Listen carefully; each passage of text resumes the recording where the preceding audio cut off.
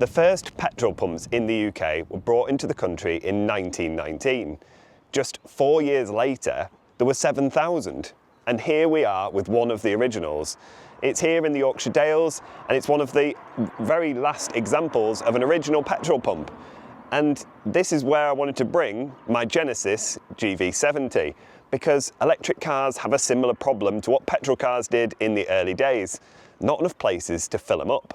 It's the same with electric chargers. So when electric cars first sort of landed in the UK, there was around 2,000 chargers. That was back in 2015. Now there are 60,000. That shows the massive growth of chargers, and it shows that the infrastructure is actually keeping up with the car. Back when these pumps were first installed, there was far too many cars for the pumps. Around 1 million cars being served by 7,000 pumps. Before 1920, cars were filled up at chemists, hotels, and even at home. There wasn't such a thing as a petrol pump. So you may find it weird how I've brought my Genesis, a full electric car, to visit an original petrol pump. And it was basically to highlight the issue that people keep bringing up. Every single time I get an electric car, the same people make the same comments about the infrastructure. There's not enough chargers. I don't know how you dare drive all the way to the Dales with no forward planning. You just go for it and hope for the best. And it's because there's so many more chargers than what people actually think.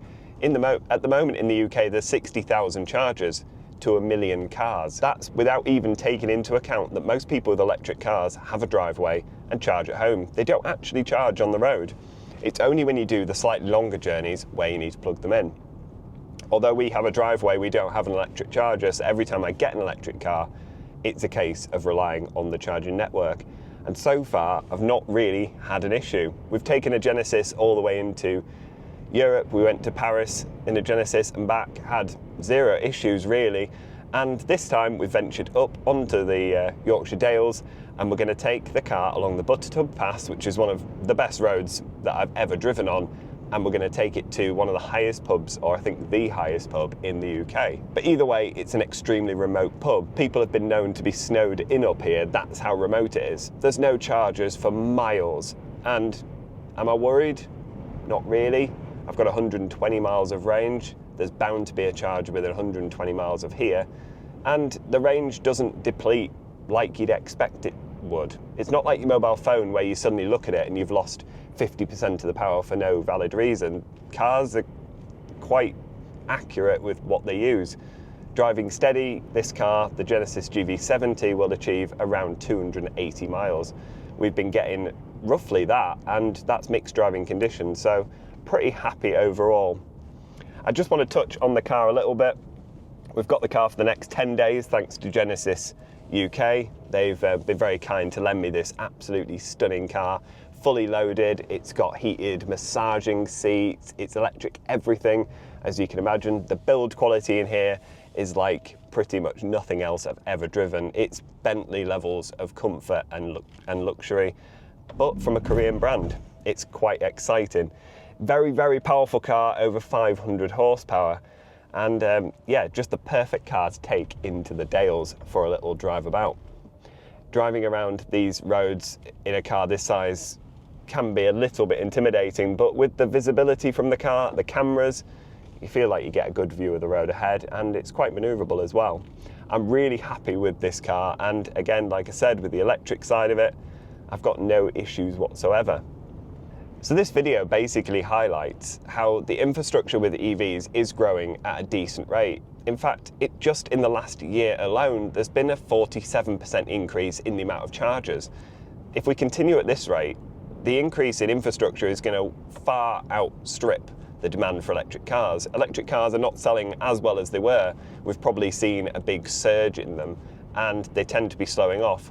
Hybrids tend to be what people are going for at the minute, and for me, a full electric makes sense. I would plug it in at home, top it up on the road, and have no issues at all with range. The problem with the Dales is there's usually a lot of other car enthusiasts. We just had to pull in and allow all these cars past. The roads may be good up here, but they do attract a lot of people. We've just filmed as we were going past the pump. There was a load of MGs, and now it's loads of Mercedes SLK, some form of owners club. Pretty cool though. The weather is absolutely stunning today as well. So yeah, this comes back to the fact that so many people think that EVs are a con. They feel like we're being conned into buying them. And yes, they do lose a lot of money. I'm not denying that. And they're probably not the best investment. We've seen the price of Taycans just totally bottom out, people losing hundreds of thousands, and it's not fair. But in terms of the infrastructure, that's not where the issue lies with EVs. We've already seen that EVs can also last a long time. You know, there's Teslas online with 650,000 miles. Who does that in a petrol car? There's so few worries with an electric car that people overanalyze. They worry about the range. They worry that 300 miles is not far enough, but they don't consider how many of their journeys are actually 300 miles. And like I said at the start of the video, the infrastructure is growing at a rapid rate. Before petrol pumps, people were doing similar things to what we did in the early days of the electric vehicle, scrambling around trying to find somewhere to put fuel in it. When electric cars first arrived in the UK, there was barely any chargers, and people were having to plug them in at home, at cafes. They were getting stuck at the side of the road, having to be charged up with generators. You name it, people were doing it. Things have changed. There's so many more options out there, and you don't have to drive far to find a charger. There are some other advantages of charging up an electric car. It's a lot cheaper. So for a similar performance vehicle like this one, a 500 horsepower car, you're looking at about £40 to fill it up at an expensive roadside charger. A lot of people, when I told them it cost that much, were quite horrified that it would be as expensive as that. And yes, it's not cheap, it's cheaper in Europe, but for something with 500 horsepower, most petrol and car enthusiasts will know that that is extremely cheap. So if you were to get an equivalent car, similar power, similar style to this, you'd be looking at a Cayenne Turbo S, an X5M, something along those lines, and for £120 to take you the same distance, I think that's what you'd be looking at. It's not even comparable. This is at least 3 times cheaper than either of those two cars, and you can arrive in quiet comfort, and there's a lot to be said about that. I'm a petrol head, I love noisy cars, but when it comes to doing a trip like this through the Dales, nothing beats just silence. You can just enjoy the roads, the scenery, and yeah, it's just a really pleasant way to get about. I'm a huge fan of electric cars, as you can tell, and I don't believe that they're a con. I do believe there are drawbacks, but yeah, I think the benefits far outweigh the negatives. I think what is worth mentioning is that when I first started driving electric cars, I was a little bit apprehensive. I was suffering with what they call range anxiety. I was worried that I wasn't going to make it where I was going. I was looking to see if there was going to be a charger. After we got back from Paris, I realised that you don't need to plan as much as what people think. You need to have a little look ahead, and especially if you're going somewhere rural, make sure there is somewhere to charge it. But realistically, you can just expect to find a charger within 50 miles of where you are at any given moment. I quickly looked on some of the apps that we use to find chargers, and although there were none in the area where we were staying, in the area where we currently are, you don't have to travel far outside of the Dales to find a charger. Like I said, I'm at 120 miles with this car now. That's all we've got left. If we run out, we run out, and there isn't a charger in the Dales. But I'm not concerned, because 120 miles is a long way. That will pretty much get me all the way back to my house. So why would I be concerned about 120 mile range that will essentially get me home? I think it's just a mindset change. Once people start driving these cars more often, once the infrastructure builds on top of what's already there, things will just start to get a lot easier, and electric cars will just become more commonplace.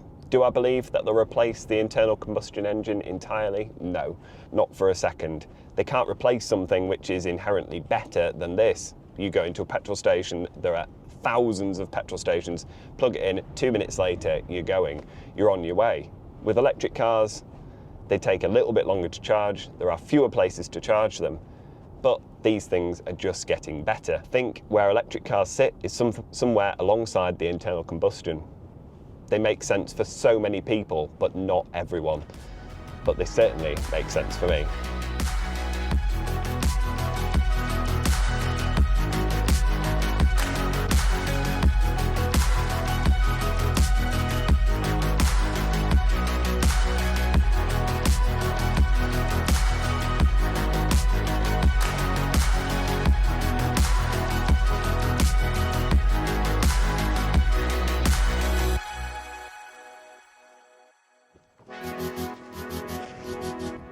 So, electric cars. Do I think you should avoid them or consider one?